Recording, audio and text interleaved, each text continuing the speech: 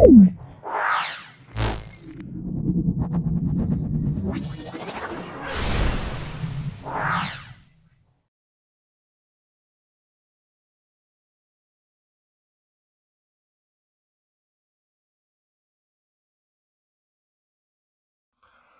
দেখে নাও আমরা set 17 ABTA test paper আমরা সম্পূর্ণ সলভ করছি। 17 নম্বর সেট চলছে। ভিডিওটা প্রথম থেকে শেষ পর্যন্ত দেখো, অবশ্যই আমার এই ভিডিও থেকে তোমরা উপকৃত হবে এবং 2025-এর মাধ্যমিক পরীক্ষায় অত্যন্ত ভালো মার্কস পাবে, এটা আমি দায়িত্ব নিয়ে বলছি। ভিডিওগুলো প্রথম থেকে শেষ পর্যন্ত দেখো, খাতায় ভালো করে প্র্যাকটিস করো, তারপরে পরীক্ষা দিতে যাও, দেখো তোমরা কত ভালো ভৌতবিজ্ঞান উন্নতি করেছো। এটা আমাদের 17তম সেট। এর আগে আমরা 16টা সেট আপলোড করেছি, ভালো দেখে নাও। দেখো, প্লেন চলাচল করে, প্লেন চলাচল কোন মণ্ডলে করবে? প্লেন, জেট প্লেন সব কিন্তু ট্রপোস্ফিয়ারের মধ্য দিয়ে যায়। সেই জন্য কিন্তু বিশ্ব উষ্ণায়ন বা বিভিন্ন রকম ওজোন স্তর ধ্বংস হওয়ার জন্য যে দায়ী, এটা আমরা জেট প্লেন বলতে পারি। তাহলে অবশ্যই আমরা বলবো ট্রপোস্ফিয়ার বলবো, কিন্তু এটা কিন্তু মনে রাখবেন। ব্যতিক্রম, ব্যতিক্রম দেখে নাও সবাই, দেখো 0কে -273 সেন্টিগ্রেড 73 ডিগ্রি কেলভিন, এদের মধ্যে দেখো এইটাই কিন্তু পরম স্কেলের মান বলছে। দেখে নাও, তাহলে পরম স্কেলের মান দেখো বলছে, দেখো পরম স্কেলে দেখে নাও ফারেনহাইট স্কেলে পরম শূন্য উষ্ণতার মান কিন্তু এটাই বলছে। তাহলে আমরা কত বলবো? তাহলে আমরা এখানে এইটা বলবো পরম মানে ফারেনহাইট স্কেলে পরম শূন্য উষ্ণতার মান, ঠিক আছে। কিন্তু একটা কথা এটাও সঠিক যে যদি আমি সেন্টিগ্রেড স্কেলে পরম শূন্য উষ্ণতার মান বলি তাহলে কিন্তু এটাও হবে। তাহলে এই প্রশ্নে একটা কনফিউশন অপশান আছে, কারণ আমি যদি পরম শূন্য উষ্ণতার কথা কনসেপ্ট আমি পরম শূন্য উষ্ণতার ব্যাপারটা বলি, তাহলে এটাও ঠিক এটাও ঠিক। পরীক্ষায় পড়ে তাহলে তোমরা বি এবং ডি এর মধ্যে যে কোনো একটা উত্তর করবে, এখানে পরম শূন্য উষ্ণতার কনসেপ্ট দিচ্ছে না। তারপর চলে এসো, একটি গ্যাসের বাষ্প ঘনত্ব অক্সিজেনের বাষ্প ঘনত্বের দ্বিগুণ। তাহলে একটি গ্যাসের বাষ্প ঘনত্ব অক্সিজেনের বাষ্প ঘনত্বের দ্বিগুণ, গ্যাসটির আণবিক গুরুত্ব কত হবে? তাহলে অক্সিজেনের বাষ্প ঘনত্ব কত? আমরা 16, তার দ্বিগুণ মানে 16 × 32। আমরা যদি m = 2d, m = 2d করলে কত হবে? এটা আমরা 64 পাবো। ব্যাপারটা বুঝতে পারলে? তাহলে অ্যান্সার হবে 64 হবে। তারপর দেখো, কঠিন পদার্থের আলফা বিটার মধ্যে সম্পর্ক, এটা আমরা আগে অবশ্যই ব্যাখ্যা করেছি, একটু ভিডিওগুলো দেখলে তোমরা পেয়ে যাবে। অ্যান্সার হবে 6α = 3β = 3γ। একটু ভিডিওগুলো দেখে নেবে, তবে সব ব্যাখ্যা করা আছে। তারপর দেখো, 1.5 অবতল দর্পণের সামনে 15 সেমি একটি বস্তু রাখলে প্রতিবিম্ব পাওয়া গেল না। তাহলে একটি অবতল দর্পণের সামনে 15 সেমি দূরে একটি বস্তু রাখলে কোনো প্রতিবিম্ব পাওয়া গেল না। দর্পণটির ফোকাস দূরত্ব কত? ওইটাই হবে, প্রতিবিম্ব পাওয়া গেল না মানে তাহলে অবশ্যই একই দূরত্ব হবে, সেটা 15 সেন্টিমিটারই হবে। মনে রাখবে 15 সেন্টিমিটার। খুব ভালো করে ব্যাখ্যা করে দিই, যখন ইউ আর এফ, যখন ইউ এবং এফ যখন সমান হবে, এখানে ইউ এর মান যা হবে এফ এর মান তাই হবে। তাহলে কন্ডিশনটা হলো ইউ আর এফ যদি সমান হয় তাহলে প্রতিবিম্ব অসীমে পাওয়া যাবে।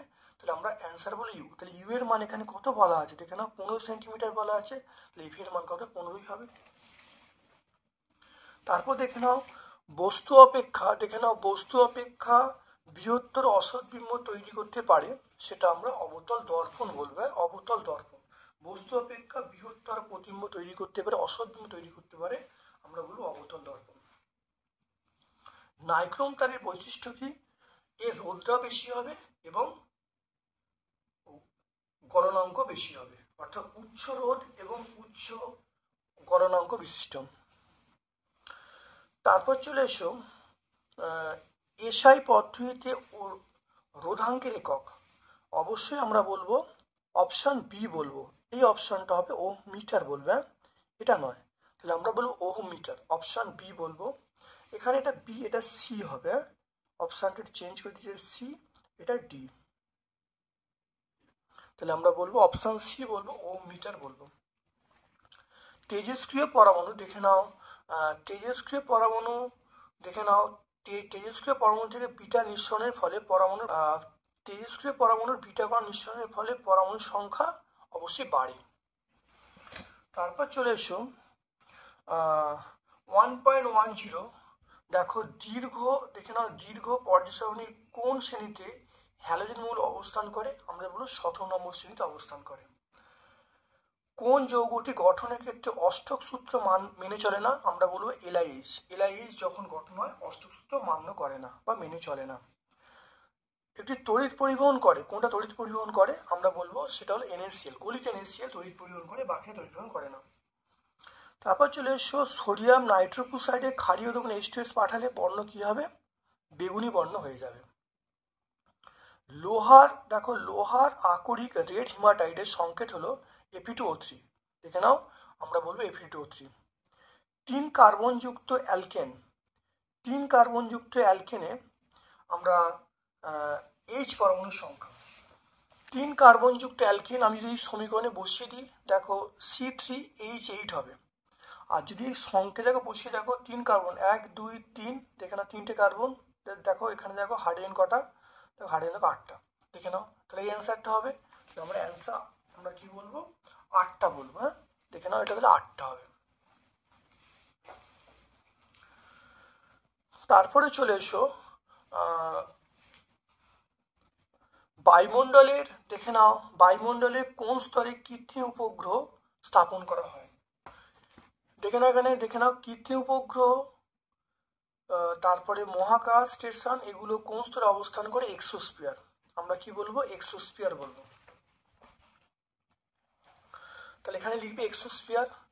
তারপর দেখো বায়োগ্যাসের প্রধান উপাদান আমরা মিথেন বলবো, CH4। বায়োগ্যাসের প্রধান উপাদান আমরা মিথেন বলবো। দেখো বায়ুমণ্ডলে কোন স্তরে মেরুজ্যোতি দেখা যায়?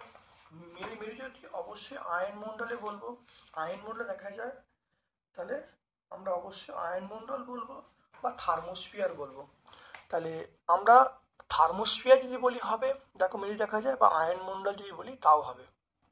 তাহলে এখানে টেক্সট বই অনুসারে তোমরা যেখানে বলো, তাহলে আয়নমণ্ডলটা থার্মোস্ফিয়ার অবস্থিত, তোমরা থার্মোস্ফিয়ার বলতে পারো বা আয়নমণ্ডল বলতে পারো।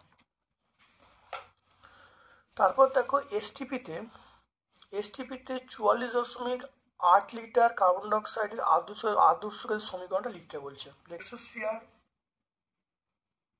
এর অথবাটা আমরা বলবো মিথেন, CH4।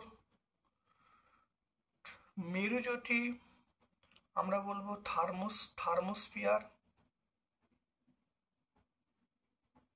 থার্মোস্ফিয়ার বলবো।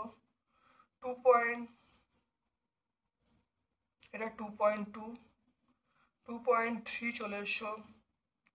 পিভি ইকুয়াল টু NRT, তাহলে এখানে পিভি ইকুয়াল টু আমরা বলবো n মানে 44.8 বাই 22.4 RT।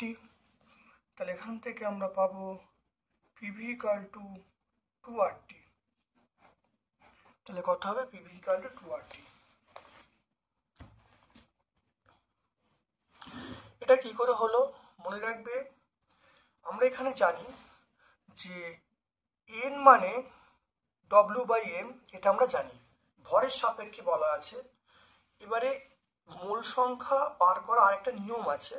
মোল সংখ্যা বার করার নিয়ম হলো, মনে রাখবে 22.4 লিটার মানে আমরা বলবো 1 মোল, এটা বলবো 1 লিটার সমান আমরা বলবো 1/22.4। আর যেটা বলা আছে 44.8 লিটার মানে 44.8 বাই 22.4, কাটাকাটি করলে 2 হবে, তাহলে অ্যান্সার 2 হয়ে যাবে। দেখো পিভি সমান 2RT, দেখে নাও ভালো করে। তারপর দেখো 2.4 চার্লস এবং বয়েল সূত্রের সাধারণ ধ্রুবক কি হবে? ওটা আমরা গ্যাসের ভর বলবো। 2.4 আমরা বলবো গ্যাসের ভর।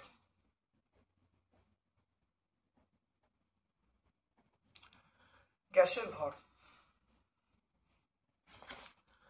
দৈর্ঘ্য প্রসারণ গুণাঙ্ক, ক্ষেত্র প্রসারণ গুণাঙ্ক, আয়তন প্রসারণ গুণাঙ্কের মধ্যে সম্পর্ক লিখতে বলছি। দেখে নাও, এটা হলো আলফা মানে দৈর্ঘ্য প্রসারণ গুণাঙ্ক, আলফা সমান β/2 সমান γ/3। এটা হলো দৈর্ঘ্য প্রসারণ গুণাঙ্ক, এটা হলো ক্ষেত্র প্রসারণ গুণাঙ্ক, এটা হলো আয়তন প্রসারণ গুণাঙ্ক। তারপরে দেখে নাও আদর্শ পরিবাহীর ক্ষেত্রে তাপ পরিবাহিতার মান কত? তাপ পরিবাহিতার মান অসীম। আদর্শ পরিবাহীর ক্ষেত্রে তাপ পরিবাহিতাঙ্কের মান আমরা কি বলবো? আমরা অসীম বলবো। কি বলবো? এটা অসীম বলবো।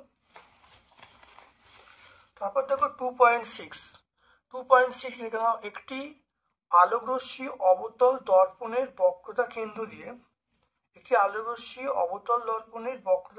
দিয়ে গেলে আপাতন কোণ কত হবে?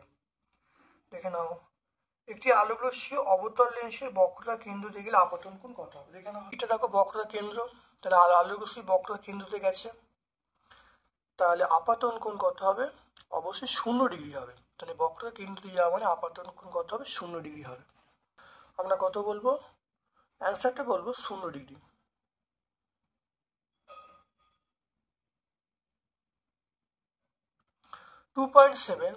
দেখো, কোন শর্তে উত্তল লেন্স অসৎ বিবর্ধিত প্রতিবিম্ব তৈরি করবে?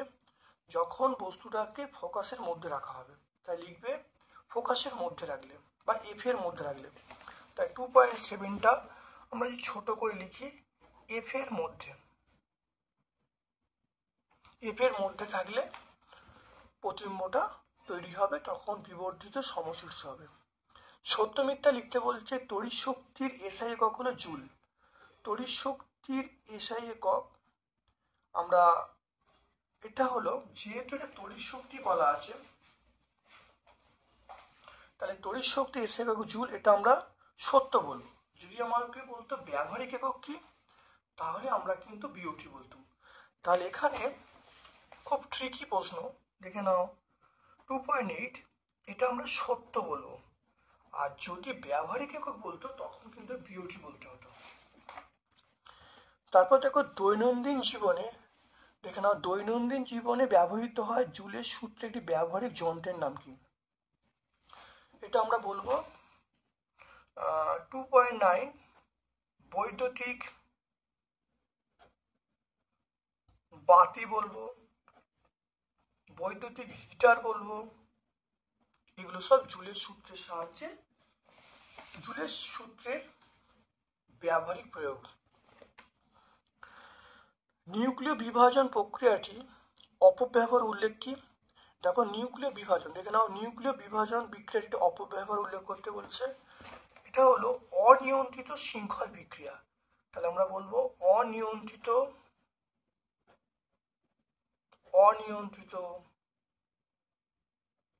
শৃঙ্খল বিক্রিয়া। আমরা বলবো এটা অনিয়ন্ত্রিত শৃঙ্খল বিক্রিয়া। এটা ঘটবে, তাহলে অনিয়ন্ত্রিত শৃঙ্খল বিক্রিয়া ক্ষেত্রে অপব্যবহার ঘটে। তারপরে দেখে নাও, বা নিউক্লিয়াস চুল্লি যদি বলি সেটা হবে। তারপর দেখে নাও, নিউক্লিয় সংযোজনে যে বিপুল শক্তির মুক্ত হয় তা কোন সূত্র থেকে পাওয়া যায়? দেখে নাও নিউক্লিয় সংযোজনে যে বিপুল শক্তি উৎপন্ন হয় তা কোন সূত্র থেকে ব্যাখ্যা করো। এটা দেখে নাও, অথবা প্রশ্নটা আমরা অবশ্যই বলবো সেটা আইনস্টাইনের সূত্র। তাহলে E সমান mc² এই সূত্র থেকে। এবারে এখানে খুব ছোট উল্লেখ করার জন্য ডেল্টা E সমান ডেল্টা mc²। তাহলে আইনস্টাইনের সূত্র, আমাদের এই প্রশ্নের উত্তর হবে আইনস্টাইনের সূত্র E সমান mc²। এই যে ভর ঘাটতি ঘটছে, এই ভর ঘাটতির জন্য শক্তিটা রূপান্তর করছে।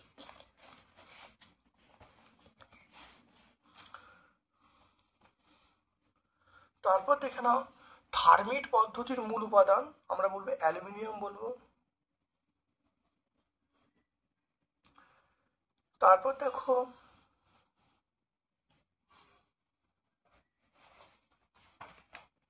বি বলবে, এটা বলবো বি বলবো। তারপর দেখো, সর্বাধিক তড়িৎ ধনাত্মক মৌল সেটা বলবো সিএস। জার্মান সিলভারের প্রধান ধাতু সেটা হলো সিউ বলবো, কপার বলবো। তাহলে থার্মিন মিশ্রণের মূল উপাদান আমরা বলবো অ্যালুমিনিয়াম বলবো। ক্ষারীয় মিথ্যে ধাতু সেটা আমরা বলবো ক্ষারীয় মিথ্যে ধাতু আমরা বি বলবো, বেরিলিয়াম বলবো। তারপরে সর্বাধিক ধনাত্মক ধাতু আমরা সিএস বলবো, সিজিয়াম বলবো। জার্মান সিলভারের প্রধান উপাদান সিউ বা কপার বলবো।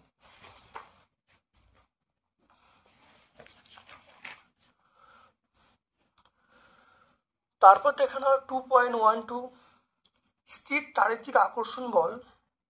স্থির চারিত্রিক আকর্ষণ বল কোন বন্ধন সৃষ্টি করে? আয়নীয় বন্ধন তৈরি করে। তাহলে আমরা বলবো আয়নীয় বন্ধন।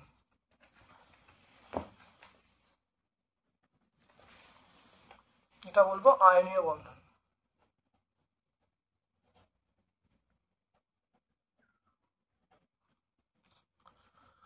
তারপর দেখো গলিত, দেখে নাও গলিত NaCl এর তড়িৎ বিশ্লেষণে অ্যানোডে সোডিয়াম ধাতু মুক্ত হয়। ধাতুর গলিত দেখে নাও উত্তর হবে অ্যানোডে উৎপন্ন হবে Cl2 গ্যাস। অ্যানোডে উৎপন্ন হবে Cl2 গ্যাস। অ্যানোডে এটা মিথ্যা হবে, এটা আমরা মিথ্যা বলবো, এটা Cl2 গ্যাস হবে। লোহার চামচের ওপর নিকেলের প্রলেপ দিতে হলে আমরা অ্যানোড হিসাবে কি ব্যবহার করব? 2.13 এটা আমরা মিথ্যা বলবো। তারপর দেখে নাও লোহার চামচের ওপর নিকেলের প্রলেপ দিতে হলে অ্যানোড হিসাবে কি ব্যবহার করব?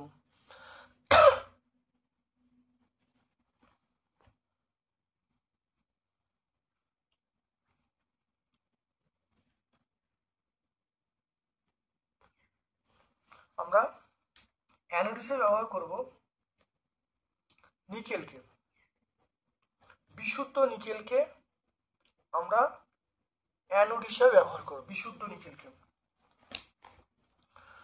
তারপর দেখে নাও জলের তড়িৎ বিশ্লেষণে ক্যাথোডে কোন গ্যাস উৎপন্ন হয়?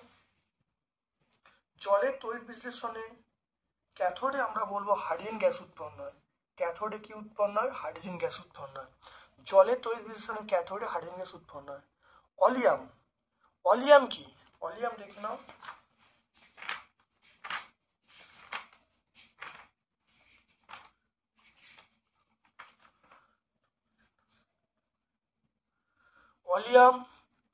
অলিয়াম দেখো H2SO4 প্লাস SO3, এটা H2SO7, এটা অলিয়াম বলে। তাহলে SO3 কে ঠান্ডা করে কোক চূর্ণ শোষক যন্ত্রে 98% গাঢ় H2SO দ্বারা শোষণ করলে অলিয়াম বা পাইরোসালফিক অ্যাসিড উৎপন্ন হয়। একে ধূম্রমান সালফিক অ্যাসিড বলে, এটা অলিয়াম বলবো। তারপর দেখে নাও এখানে বলা আছে নাইট্রোলিয়াম কি?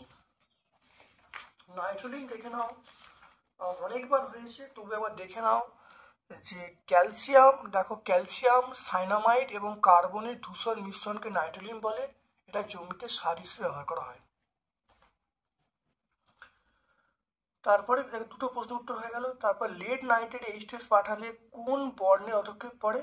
এটা আমরা বলবো কালো বর্ণের অধক্ষেপ পড়ে, এটা বলবো কালো বর্ণের।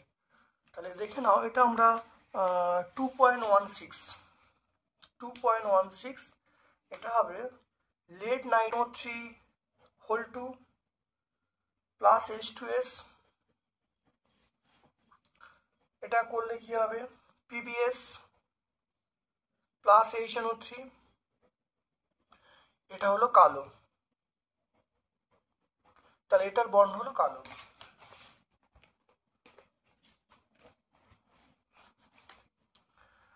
ইউপ্যাক নাম দেখে নাও, ইউপ্যাক নাম CH3CHH, এর ইউপ্যাক নাম লিখতে বলছে। দেখে নাও ইউপ্যাক নাম CH3CHH, এর ইউপ্যাক নাম।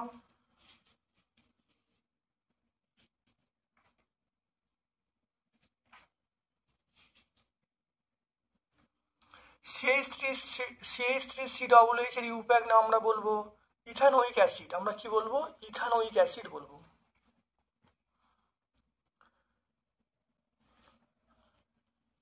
কার্যকারী কার্যকারী কার্যকারীমূলক কাকে বলে?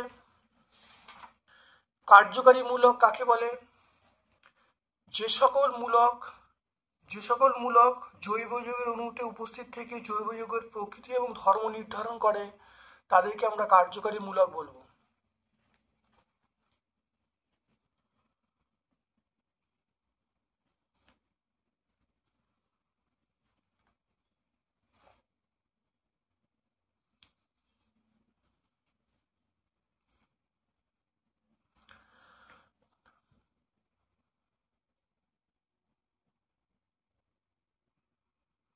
তারপর দেখো অ্যালকাইন। অ্যালকাইন শ্রেণীর সরলতম যৌগের নাম কি?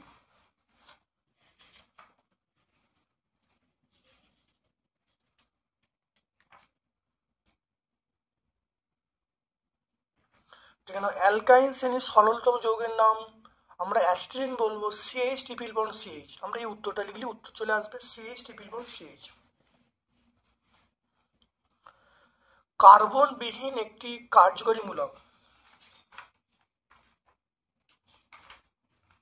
কার্বনবিহীন কার্যকরী মূলক আমরা বলবো, দেখো এটা এটা আমরা এটা এটা এটা আমরা অ্যামিনো বলবো। দেখো অ্যামিনোর মধ্যে কোনো কার্বন নেই, তাহলে এটা হলো বন্ড NH2।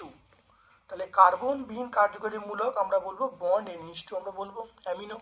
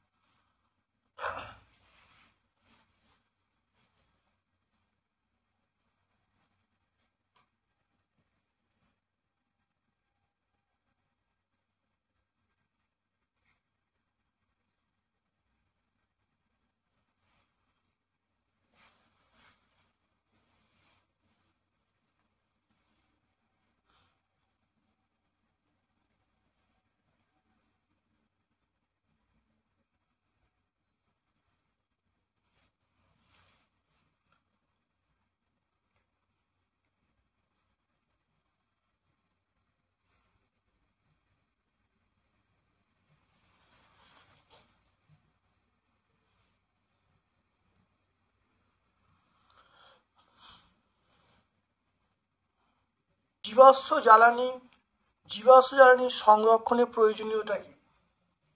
জীবাশ্ম জ্বালানি সংরক্ষণের প্রয়োজনীয়তা কি?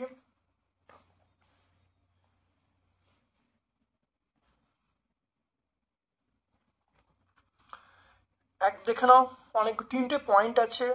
এক নম্বর হলো অত্যাধিক ব্যবহারের ফলে জীবাশ্ম ভাণ্ডার ফুরিয়ে যেতে পারে। নাম্বার 2 হলো এই জ্বালানি তৈরি হতে কোটি কোটি বছর সময় লেগেছে। 3 নম্বর পয়েন্ট হলো এটা হলো পরিবেশ দূষণ ঘটাবে।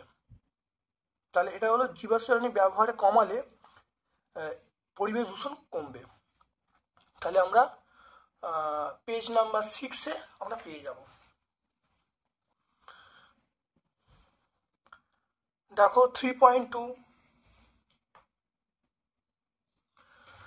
0 ডিগ্রি দেখে নাও, 0 ডিগ্রি সেন্টিগ্রেড তাপমাত্রায় কোনো গ্যাসকে উত্তপ্ত করলে চাপ এবং আয়তন উভয় দ্বিগুণ হয়। গ্যাসের চূড়ান্ত উষ্ণতা কত হবে?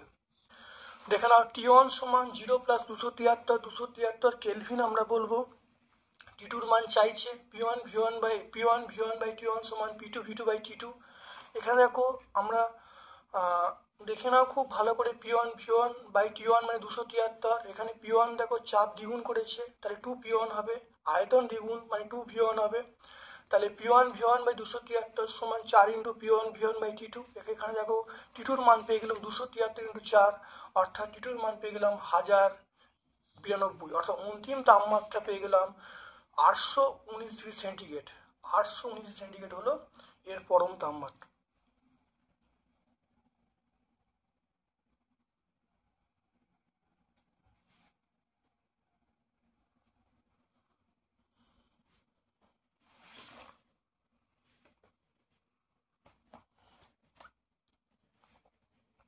দেখে নাও 300 কেলভিন উষ্ণতায় 75 সেমি পারস্তম্ভের চাপে নির্দিষ্ট ভরের কোনো গ্যাসের আয়তন 250 সেমিকিউব বা সেমিকিউব বলা আছে। 227 ডিগ্রি সেন্টিগ্রেড তাপমাত্রায় 125 সেমি পারস্তম্ভের চাপে ওই গ্যাসের আয়তন কত হবে? T1 সমান দেখো 300 কেলভিন, P1 সমান 75 সেমি Hg, V1 সমান 250 সেমি কিউব,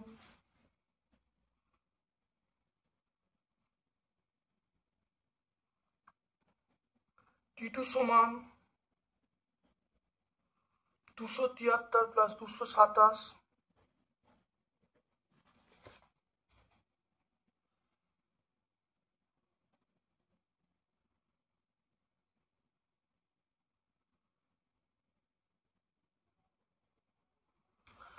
এটা কত হবে? 500 কেলভিন হবে।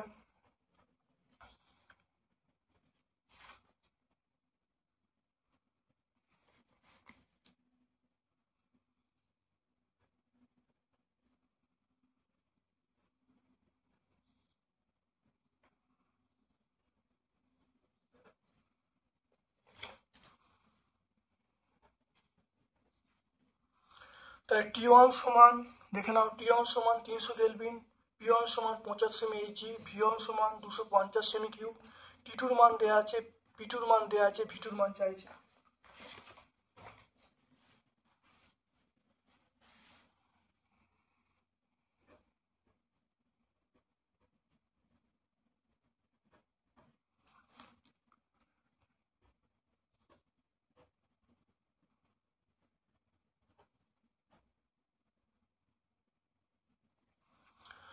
তাহলে P1 V1 বাই T1 সমান P2 V2 by T2।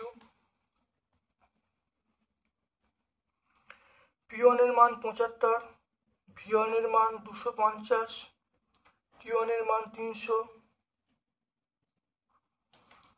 P2 মান এখানে আমরা পাবো 125 পাবো, V2 মান চাইছে, আর T2 মান আমরা বলছি, দেখে নাও T2 মান 500।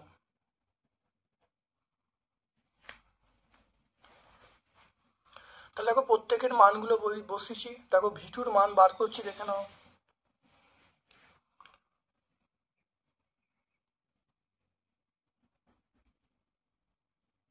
তাহলে 300 into 125 into V2 75 into 250 into 500, 300 into 125 into V2 75 into 250 into 500।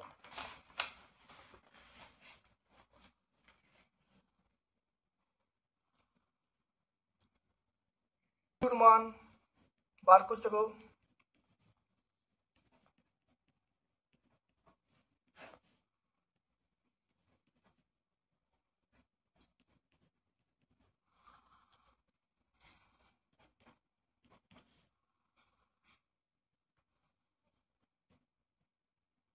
এটা কাটলে কত হবে?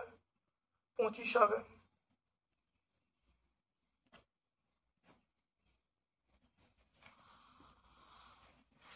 তাহলে V2 মান কত হবে দেখে নাও।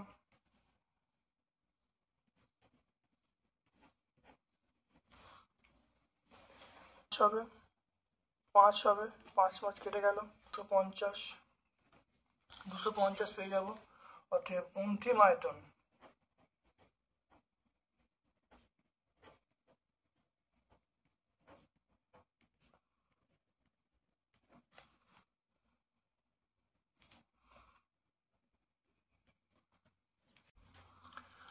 দেখে নাও।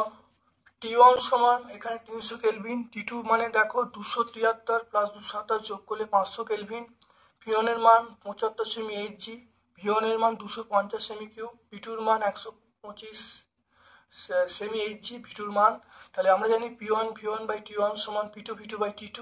দেখো সব মানগুলো বসিয়ে P1 সব মানগুলো বসিয়ে দিয়েছি, বসিয়ে দিয়ে আমি এখান থেকে ভি2 মানটাকে বার করছি। তাহলে ভি2 মানটাকে এটা গুণ করে দেখো 125 ইন্টু 300 ইন্টু ভি2, তাহলে 125 300 ইন্টু 125 ইন্টু ভি2 সমান দেখো এটা দেখো 75 ইন্টু 250 ইন্টু 500, 75 ইন্টু 250 ইন্টু 500। তাহলে এখানে দেখো ভি2 মান আমি পেয়ে যাচ্ছি, তাহলে ভি2 মান আমরা পেয়ে গেলাম কত, 250 পেয়ে গেলাম। তাহলে অন্তিম আয়তন আমরা পেয়ে গেলাম 250 সেমি কিউব।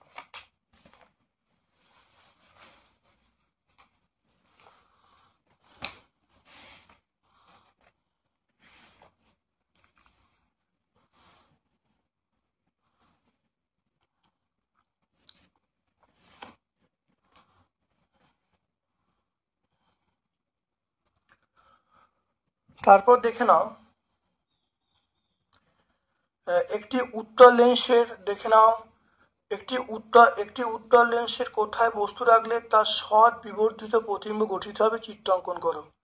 একটি উত্তল লেন্সের কোথায় বস্তু রাখলে সৎ বিবর্ধিত প্রতিবিম্ব গঠিত হবে তার চিত্রাঙ্কন দেখে নাও। সৎ বিবর্ধিত প্রতিবিম্ব খুব ভালো করে দেখে নাও, সৎ বিবর্ধিত প্রতিবিম্ব তৈরি হচ্ছে কোথায়, দেখো আমরা বস্তুটা রেখেছি, দেখো ফোকাসের বাইরে, বস্তুটা ফোকাসের বাইরে রেখেছি, তাহলে সৎ বিবর্ধিত প্রতিবিম্ব তৈরি হচ্ছে। পেজ নম্বর 50 আমরা পেয়ে যাব। এই ছবিটা আঁকবে, এখানে তোমরা লিখে দেবে প্রতিবিম্বের প্রকৃতি হলো সৎ বিবর্ধিত, কারণ দেখো এই বস্তুটার উল্টো প্রতিবিম্ব তৈরি হচ্ছে। দেখো বস্তুটার যা দৈর্ঘ্য, দেখো দৈর্ঘ্যটা বৃদ্ধি পেয়েছে, সৎ বিবর্ধিত অবশিষ্ট প্রতিবিম্ব তৈরি হয়েছে। তারপর দেখে নাও 220 ভোল্ট 60 ওয়াট, 220 ভোল্ট 60 ওয়াট 110,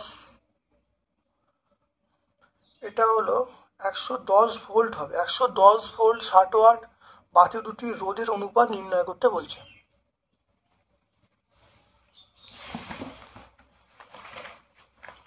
খুব ভালো করে দেখে নাও, আমরা জানি P সমান V স্কোয়ার বাই R, তাহলে P1 সমান V1 স্কোয়ার R1, P2 সমান V2 স্কোয়ার বাই R2, তাহলে P1 P2 সমান হয়ে গেল।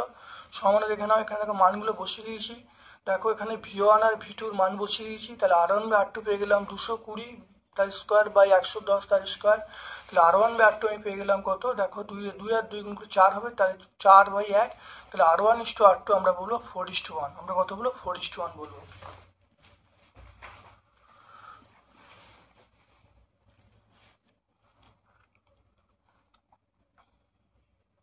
তারপর দেখে নাও ডিসি অপেক্ষা এসির দুটি সুবিধা লিখতে বলছে, এটা আমরা পেজ নাম্বার 82-তে পাবো।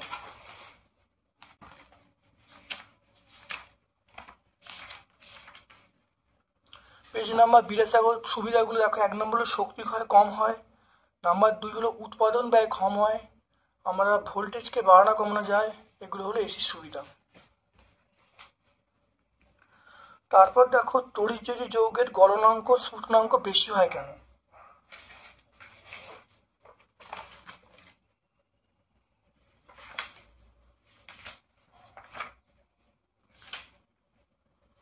দেখে নাও তড়িৎযোজী আয়নীয় যৌগের গলনাঙ্ক স্ফুটনাঙ্ক বেশি হয় কেন, ভালো করে দেখে নাও।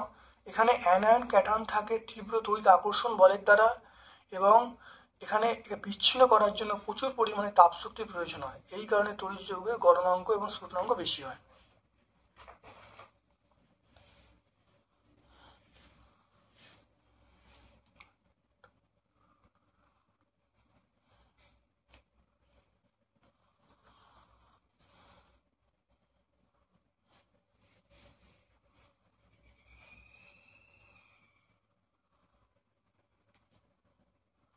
তারপরে দেখো একটি একটি আয়নীয় যৌগের উদাহরণ দাও যেটা ক্যাটায়ন অ্যানায়ন নীতি মানে না, এটা দেখে নাও।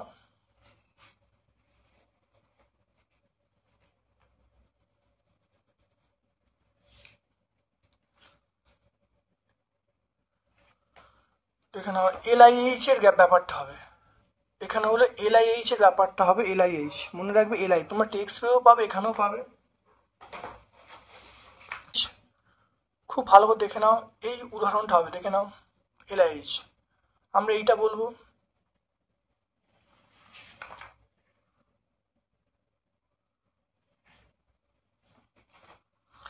তারপরে দেখে নাও NH3 তে কোন ধরনের বন্ধন বর্তমান। যেখানে NH3 তে কোন ধরনের বর্তমান দেখে নাও, আমরা সমজীবী বন্ধন বলবো। NH3 দেখো সমজীবী বন্ধন বর্তমান, ভালো দেখে নাও, ছবি আঁকবে 108 পেজে। আর গঠনটা পেয়ে গেলাম। 3.7 দেখে নাও, এ বি দুটো যৌগ বলা আছে, যার ইলেকট্রন বিন্যাস বলা আছে, তার সংকেত কি হবে। পরমাণু ক্রমাঙ্ক বি হলো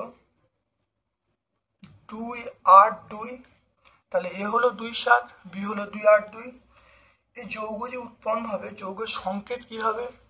যৌগের সংকেত হবে, দেখো এর তাহলে যোজ্যতা 1, এর তাহলে যোজ্যতা 2, তাহলে যোজ্যতা ইন্টারচেঞ্জ হয়, তাহলে আমরা বলবো A2B।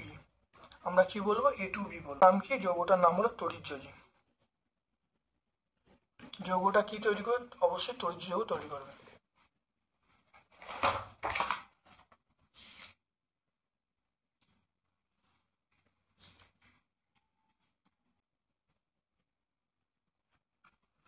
তাহলে এই যৌগটার নাম আমরা বলবো তড়িৎ যৌগ বলবো। এটাকে আমরা এরকম ভাবে লিখতে পারি, যদি লিখি BA2, এটা এরকম ভাবে লিখলেও হবে। A2B লিখতে পারি বা BA2 লিখতে পারি। এই যৌগটা আমরা কি বলবো, অবশ্যই আমরা বলবো তড়িৎজয়ী যৌগ বা আয়নীয় যৌগ।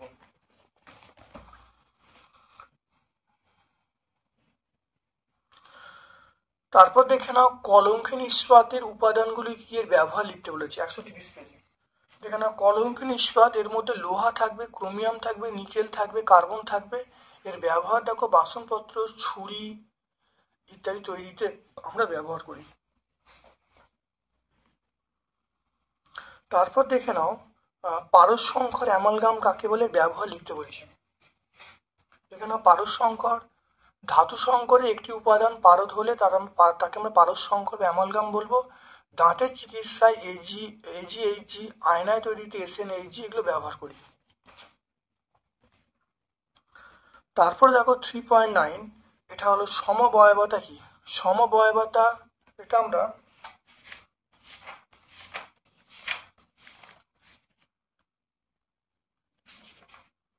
সমবয়বতা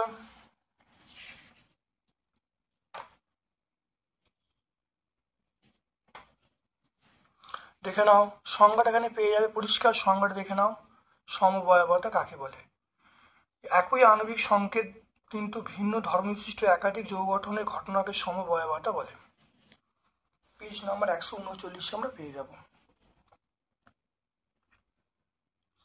তারপর দেখে নাও C3H6O, এটা সমভাবে লিখতে হবে C3H6O। দেখে নাও C2H6O হবে, C2H6O, তার দেখো একটা ইথাইল অ্যালকোহল বলবো, একটা ডাইমিথাইল ইথার বলবো।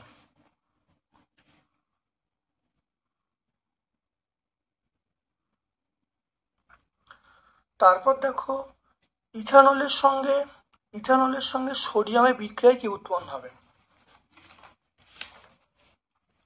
দেখে নাও ইথানলের সঙ্গে সোডিয়াম বিক্রিয়া, করে সোডিয়াম ইথক্সাইড এবং হাইড্রোজেন উৎপন্ন হচ্ছে। দেখে নাও ইথানলের সঙ্গে সোডিয়াম বিক্রিয়া করলে সোডিয়াম ইথক্সাইড এবং হাইড্রোজেন উৎপন্ন হবে। দেখে নাও 4-এর দাগের 1-এর প্রশ্নটা দেখে নাও, বয়েল সূত্র, চার্লসের সূত্র, অ্যাভোগাড্রোর সূত্রের প্রকল্প প্রয়োগ করে আদর্শ গ্যাসের সমীকরণটি প্রতিষ্ঠা করতে বলেছে। দেখে নাও এটা প্রত্যেকটা পেজে আছে, এটা পেজ নাম্বার 17 আমরা পেয়ে যাব। দুয়ারি গাঙ্গুলি মাইতির বইয়ের 17 পেজে আমরা পেয়ে যাব, অনেকবার হয়েছে।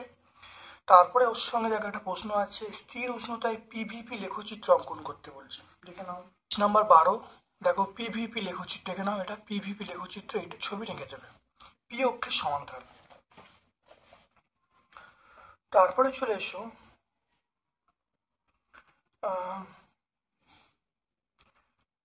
4.2, বাণিজ্যিক দস্তায় 35% অশুদ্ধি আছে। এরূপ 50 গ্রাম দস্তায় অতিরিক্ত পরিমাণ লঘু সালফিউরিক অ্যাসিডের সঙ্গে বিক্রিয়ায় কি পরিমাণ হাইড্রোজেন উৎপন্ন হবে। 100 গ্রাম অশুদ্ধ জিঙ্ক নমুনার মধ্যে বিশুদ্ধ জিঙ্ক আছে কত 65 গ্রাম, অর্থাৎ 100 থেকে 35 বাদ দিলে 65 হবে, তাহলে 65 হয়ে গেল। তারপরে চলে এসো দেখে নাও, তাহলে 100 গ্রাম অশুদ্ধ জিঙ্ক নমুনার মধ্যে বিশুদ্ধ জিঙ্ক আছে 65 গ্রাম, একে কত 50 কত বার করলে পেয়ে গেলাম এটা। তারপর দেখো বিক্রিয়াটা দেখো লিখছি Zn প্লাস H2SO4, এটা বলবো ZnSO4 প্লাস H2। এখানে দেখো 65 গ্রাম, এখানে দেখো কত 2 × 1 মানে 2 গ্রাম, তাহলে 65 গ্রাম। দেখো 65 গ্রাম জিঙ্ক উৎপন্ন করতে 2 গ্রাম হাইড্রোজেন লাগে, একে কত আর 32.5 গ্রাম, 32.5 দেখো এখানে বেরিয়েছে। এটা বার করলে দেখো আমি পেয়ে যাচ্ছি কত, দেখে না গুণ করে দাও 65, এটা গুণ করলে 65/65 করলে কত হবে 1 গ্রাম হয়ে যাবে, তাহলে 1 গ্রাম হাইড্রোজেন লাগবে। তাহলে কত গ্রাম হাইড্রোজেন লাগবে, 1 গ্রাম হাইড্রোজেন লাগবে। এনটিপিতে দেখে নাও, এনটিপিতে 2.24 লিটার গ্যাসের ভর 3.1 গ্রাম, আণবিক ভর বাষ্প ঘনত্ব প্রমাণ ঘনত্ব নির্ণয় করতে বলছে। এনটিপিতে দেখে নাও, এনটিপিতে 2.24 লিটার গ্যাসের ভর 3.1 গ্রাম একে বার করবো, আর এখানে দেখো 22.4 বার করবো, করলে দেখো 31 গ্রাম। আমরা জানি m সমান 2d, তাহলে এটা হলে m এর মান, তাহলে এখানে d এর মান কত হবে, d এর মান m/2 হবে, তাহলে এটা বাই 2, তাহলে 31/2 করলে আমরা কত বলবো 15.5 হবে, তাহলে বাষ্প ঘনত্ব পেয়ে গেলাম 15.5। মনে রাখবে প্রমাণ ঘনত্ব বার করার নিয়ম হলো বাষ্প ঘনত্ব ইন্টু 0.089, 0.089 এটা গুণ করবো, একক হবে গ্রাম পার লিটার, তাহলে গুণ করে দিলে পেয়ে যাবো 1.41 গ্রাম পার লিটার পেয়ে যাবো।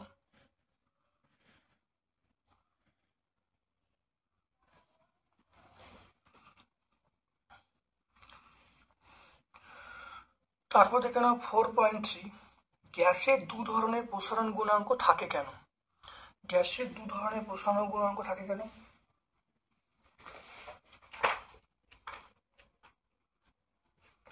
দেখে নাও, আমরা উত্তরটা পেয়ে যাব, এখানে উত্তরটা পেয়ে যাবো গ্যাসের দুই ধরনের প্রসারণ গুণাঙ্ক কেন। এখানে মেন কথা হলো যদি পাত্রের প্রসারণকে আমরা উপেক্ষা করি তাহলে আমরা আপাত প্রসারণ গুণাঙ্ক পাবো, আর পাত্রের প্রসারণকে যদি গণনার মধ্যে আনি তাহলে প্রকৃত প্রসারণ পাবো। এই জন্যই আমরা দুটো প্রসারণ, তাহলে পাত্রের প্রসারণকে উপেক্ষা করলে যে প্রসারণ গুণাঙ্ক হয় সেটা হলো আপাত প্রসারণ গুণাঙ্ক, পাত্রের প্রসারণ প্লাস তরলের প্রসারণ করলে সেটা হলো প্রকৃত প্রসারণ। এই জন্যই দেখো তরলের দু রকম প্রসারণ গুণাঙ্ক। দেখে নাও, এরপর দেখে নাও তরলের প্রসারণ গুণাঙ্কের মাত্রিয় সংকেত, তরলের প্রসারণ গুণাঙ্কের মাত্রিয় সংকেত আমরা বলবো থিটা। দেখো θ⁻1, আমরা কি বলবো θ⁻1, অথবা প্রশ্ন দেখো তামার দৈর্ঘ্য প্রসারণ গুণাঙ্ক 17 × 10⁻6 পার ডিগ্রি সি বলতে কি বোঝো। লোহার বলা আছে একইভাবে সবকিছু লিখবে, তামার জায়গায় লোহা বলবে, আর যে মানটা বলা আছে সেই মানটা এখানে লিখবে।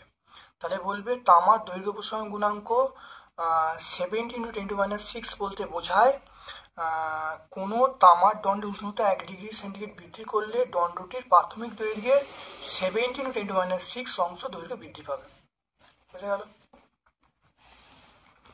তারপর দেখো কেলভিনের এর মান, তাহলে কেলভিনের স্কেলে এর মানটা কিন্তু একই থাকে, তাহলে এটা মানটা কিন্তু সেম থাকে, হ্যাঁ কোনো কেলভিনের স্কেলে কি এর মান কি কেলভিনের স্কেলে একই থাকে, পুরো 7 একই থাকবে, তাহলে আমরা কত লিখবো 17 × 10⁻6 কেলভিন টু দি পাওয়ার -1, এটা আমরা কত বলবো কেলভিন টু দি পাওয়ার -1 বা কে টু দি পাওয়ার -1। পিজমের ক্ষেত্রে প্রমাণ করতে ডেল্টা সমান I1 + I2 - A বহুবার হয়েছে, তোমরা খুব ভালো করে এটা দেখে নেবে, অনেকবার হয়েছে, পেজ নাম্বার 45 দুয়ারি গাঙ্গুলি মাইতি ছায়াপ্রকাশনী বই তোমরা পেয়ে যাবে। তারপর দেখে নাও বায়ু সাপেক্ষে কোনো মাধ্যমে প্রতিসরাঙ্ক √2, বায়ুতে আলোর আপাতন কোণ 35 ডিগ্রি হলে প্রতিসরণের ক্ষেত্রে চ্যুতি কোণের মান কত হবে।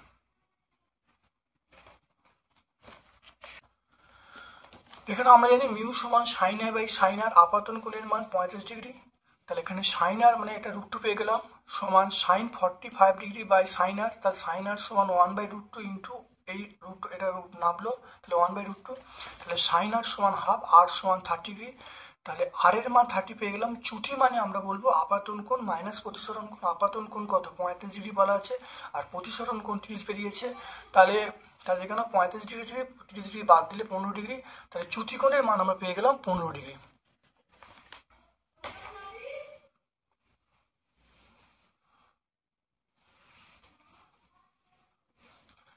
তারপরে দেখে নাও উত্তল লেন্স। দেখে নাও উত্তল লেন্স কিভাবে সৎ অবশীর্ষ বিবর্ধিত প্রতিবিম্ব তৈরি করবে। এটা অনেক পেজে হয়েছে, তোমরা দুয়ারি গাঙ্গুলি মাইতির বইয়ে তোমরা পেজ নাম্বার 50-এ অবশ্যই পেয়ে যাবে। তারপর দেখো 4.6 তড়িৎ প্রবাহের তাপীয় ফল সংক্রান্ত জুলের সূত্রগুলো। এটা পেজ নাম্বার 71-এ আমরা পেয়ে যাবো, 3টে সূত্র জুলের সূত্র পেয়ে যাব। তারপর দেখো 4.7 স্থির তড়িৎ সংক্রান্ত কুলম্বের সূত্র বিবৃত করতে বলছে, এবং ওহমের সূত্র থেকে রোধের সংজ্ঞা দিতে বলছে। দেখে নাও সূত্রটা, তোমরা দেখে নাও।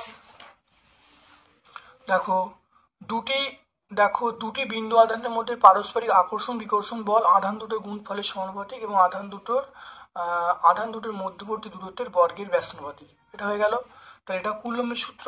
তারপর দেখো ওহমের সূত্র থেকে রোধের সংজ্ঞা দেখে নাও।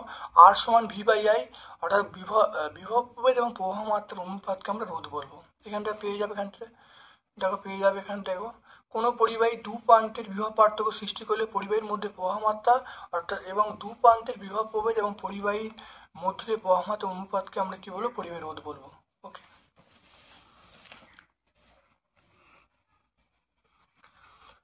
তারপর দেখে নাও অথবা প্রশ্ন আছে 100 ওয়াট 3টি বাল্ব, 75 ওয়াট 2টি পাখা, পথ্য 10 ঘন্টা করে চলে, 1000 ওয়াটের একটি পাম্প, পথ্য 15 মিনিট করে চলে, মার্চ মাসে কত বিদ্যুৎ খরচ হবে।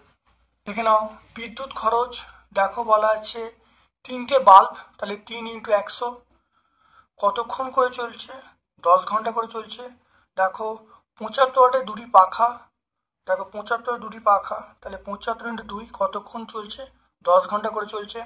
দেখো 1000 ওয়াটের একটি পাম্প 15 মিনিট, তাহলে 1000 ওয়াটের একটা পাম্প কত চলে 15 মিনিট, মানে মিনিটকে ঘন্টা, মিনিট 15/60 করেছি ঘন্টা করার জন্য, কারণ এগুলো দেখো 10 ঘন্টা আছে, তাহলে মিনিটকে 60 দিয়ে ভাগ করে কি করেছি, তাহলে ঘন্টা করা হলো বাই 1000, তাহলে ওয়াট ঘন্টাকে 1000 আমরা করবো। 1000 করলে একটা কিলোওয়াট আওয়ার পেয়ে যাবো, এটা আমরা কিলোওয়াট আওয়ার। দেখো টোটাল যোগ করেছি, দেখো যোগ করলে 4750, 0 কেটে গেল, তাহলে এত কিলোওয়াট আওয়ার, তাহলে 4.75 কিলোওয়াট আওয়ার। তাহলে এটা হলো দৈনিক বিদ্যুৎ খরচ। তাহলে দৈনিক বিদ্যুৎ খরচ পেয়ে গেলাম 4.75। তাহলে মনে রাখবে যে মার্চ মাস 31 দিনে, তাই আমরা কি করব, প্রতিদিনের খরচটাকে আমরা 31 দিয়ে গুণ করবো। কিলোওয়াট আওয়ার মানে বিওটি আমরা বলবো, তাহলে 147.25 বিওটি, এটা পেয়ে যাব। তারপর দেখে নাও 4.8 দেখে নাও আলফা বিটা গামা রশ্মি ভেদন ক্ষমতা, বেগ, আয়নাইজেশন ক্ষমতা তুলনা করতে বলছে। আলফা বিটা গামা,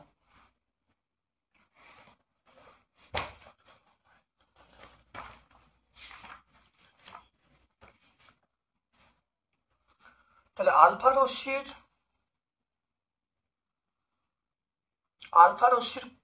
দেখে নাও আলফা রশ্মির ভেদন ক্ষমতা দেখে নাও, খুব ভালো দেখে নাও। আর আলফা রশ্মির ভেদন ক্ষমতা সবচেয়ে কম, বিটা রশ্মির আলফার থেকে বেশি, গামার সবচেয়ে বেশি। আলফা রশ্মির গ্যাসকে আনিত করার ক্ষমতা বেশি, বিটার কম, গামার একদম কম। হয়ে গেল। তারপরে দেখো আর কি বলা আছে, আলফা রশ্মির, মনে রাখবে আলফা রশ্মির বেগটা কম, বিটা রশ্মির বেশি, গামা রশ্মির সবচেয়ে বেশি। তাহলে হয়ে গেল।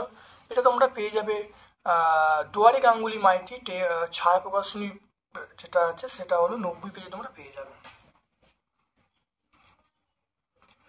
তারপর দেখে নাও তেজস্ক্রিয়তা একটি ব্যবহার, এটা অনেকবার হয়েছে। দেখে নাও তেজস্ক্রিয়তা ব্যবহার, আমরা ধরো পৃথিবীর বয়স নির্ণয় করার জন্য দেখো লেড আইসোটোপটা ব্যবহার করি। তারপর চলে এসো 4.9 হাইড্রোজেনকে তুষ্ট মৌল বলে কেন, আর পর্যাবৃত্তনে একটা ধর্মের উল্লেখ করতে বলছে। দেখে নাও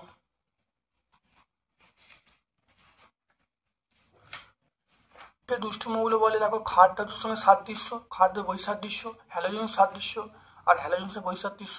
তাহলে বিভিন্ন তাহলে দেখো হাইড্রোজেনকে 1 নম্বরে বসানো যায় আর 17 নম্বর শ্রেণীতে বসানো যায়। এই জন্য হাইড্রোজেনকে আমরা দুষ্টি মৌল বলবো। এটা তোমরা পেজ নাম্বার 100 পেয়ে যাবে, 100 পেজে তোমরা অবশ্যই পেয়ে যাবে। পর্যাবৃত্ত ধর্ম নয় এমন একটা ধর্মের নাম বলতে বলছেন। পর্যাবৃত্ত ধর্ম নয়, এটা আমরা কি বলবো? যেমন দেখো মৌলের বর্ণ, গন্ধ, চৌম্বক ধর্ম, দাব্যতা,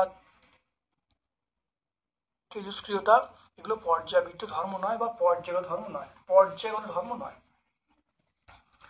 তারপর দেখে নাও দীর্ঘ পর্যায় সারণীতে, দেখে নাও দীর্ঘ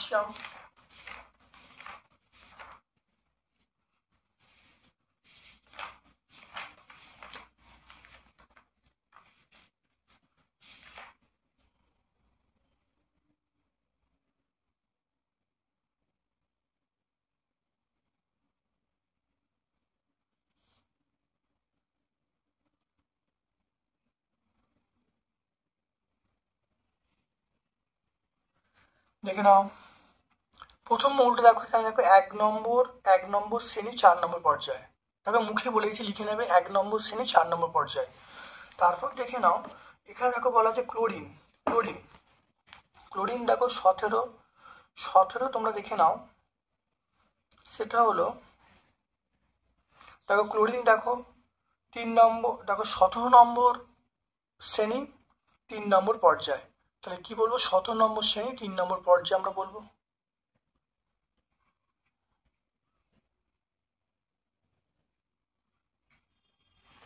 তারপর দেখো অ্যালুমিনিয়াম 13, দেখো অ্যালুমিনিয়াম দেখে নাও, অ্যালুমিনিয়াম দেখো 13 নম্বর শ্রেণী 3 নম্বর পর্যায়। তাহলে 13 নম্বর শ্রেণী 3 নম্বর পর্যায়। তারপর দেখো 3টে মৌল আমরা পেয়ে গেলাম, অবস্থান বলতে পারলো। তড়িৎ বিশ্লেষণের সময় কোন শক্তি কোন রূপান্তরিত হয়? তাই মনে রাখবে, তড়িৎ বিশ্লেষণের সময় কোন শক্তি রাসায়নিক বিক্রিয়ার জন্য দায়ী? এটা আমরা বলবো তড়িৎ শক্তি, এটা আমরা বলবো তড়িৎ শক্তি বলবো। হ্যাঁ, এটা আমরা তড়িৎ শক্তি বলবো, কিন্তু সমপ্রবাহ। তাহলে মনে রাখতে হবে সমপ্রবাহ। অম্লায়িত জলের তড়িৎ বিশ্লেষণে ক্যাথোড ও অ্যানোডে কি বিক্রিয়া ঘটে লিখতে বলছে।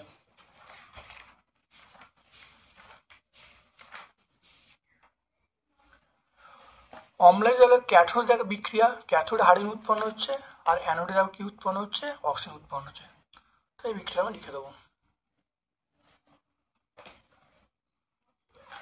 তারপরে দেখে নাও ইউরিয়ার শিল্প উৎপাদন, এটা অনেকবার হয়েছে, পেজ নাম্বার ছায়া প্রকাশনী বইয়ে দুয়ারি গাঙ্গুলি মাইতি পেজ নাম্বার 121-এ পেয়ে যাবে, নতুন করে এটা বলছি না। তারপরে দেখো এ এবং বি দুটো মৌল, যেটা কার্বন পরমাণুযুক্ত দুটো মৌল, অসম্পৃক্ত হাইড্রোকার্বন। তাহলে এ ও বি হলো দুটো অসম্পৃক্ত হাইড্রোকার্বন। ব্রোমিন জলের সঙ্গে বিক্রিয়ায় এ মৌল, দেখো ব্রোমিন জলের সঙ্গে বিক্রিয়ায় এ মৌলের প্রতি 1 অণু ব্রোমিন এবং বি মৌলের 2 অণু ব্রোমিন যুক্ত হয়। তাহলে এ এবং বি এর গঠন সংকেত লিখতে বলছে, আর বি মৌলটা ব্রোমিন জলের সঙ্গে বিক্রিয়ায় কি উৎপন্ন সেটা বলতে বলছে। ঠিক আছে, হলো প্রথমটা ইথিলিন। তাহলে ইথিলিনের গঠন কি বলবো? দেখো এটা আমরা বলবো CH2 ডবল বন্ড CH2। ঠিক আছে, এটা হলো এ মৌল। সেটা দেখো এখানে দেখো ব্রোমিন জলের সঙ্গে বিক্রিয়া করছে, বিক্রিয়া করে 1,2 ডাইব্রোমো ইথেন উৎপন্ন করছে। তাহলে ইথিলিন একটা অসম্পৃক্ত যৌগ, ব্রোমিনের সঙ্গে 1 অণু ব্রোমিনের সঙ্গে বিক্রিয়া করছে, বিক্রিয়া করে 1,2 ডাইব্রোমো ইথেন উৎপন্ন করছে। এবার দেখো, এবার ভালো করে দেখে নাও, দেখো এটা হলো acetylene, CH triple bond CH। দেখো 2 অণু দেখো ব্রোমিন জলের সঙ্গে 2 অণু ব্রোমিনের সঙ্গে বিক্রিয়া করছে, বিক্রিয়া করে দেখো কি উৎপন্ন করছে? দেখে নাও 1,2 ডাইব্রোমো ইথেন উৎপন্ন করছে। দেখে নাও এটা হলো বি মৌলের ক্ষেত্রে এই ঘটনাটা ঘটছে। তাহলে প্রত্যেকের উদাহরণ আমরা পেয়ে গেলাম। তারপরে একটা অথবার প্রশ্ন আছে, খুব ভালো করে দেখে নাও এটা কিভাবে হবে, দেখে নাও। যৌগটা এই জায়গায় দেখো, এটা বিক্রিয়া করলে কি উৎপন্ন হবে? ইথিলিন উৎপন্ন হবে, এ মৌলটা ইথিলিন। তারপরে দেখো এর সঙ্গে ব্রোমিন জল পাঠানো হলে কি উৎপন্ন হবে? সেটা হলো ইথিলিন ডাইব্রোমাইড বর্ণিল উৎপন্ন হবে। আর সি মৌলটা দেখো এখানে হাইড্রোজেনের সঙ্গে বিক্রিয়া করলে কি উৎপন্ন হবে? ইথেন উৎপন্ন হবে। তাহলে আমরা এখানে তাহলে উত্তর হলো এটা আমরা কি বলবো, এটা হলো ইথিলিন। তাহলে বিটা বলবো, দেখো ইথিলিন ডাইব্রোমাইড বলবো। আর সিটা আমরা বলবো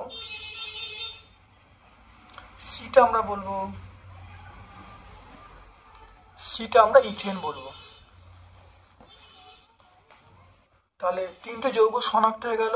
আবার বলছি, এটা হলো ইথিলিন, বিটা হলো ইথিলিন ডাইব্রোমাইড, আর সিটা হলো ইথেন হয়ে গেল। তাহলে এ মৌলটা আমরা শনাক্ত করছি, সেটা হলো CH2 double bond CH2। B মৌলটা আমরা বলবো CH2Br,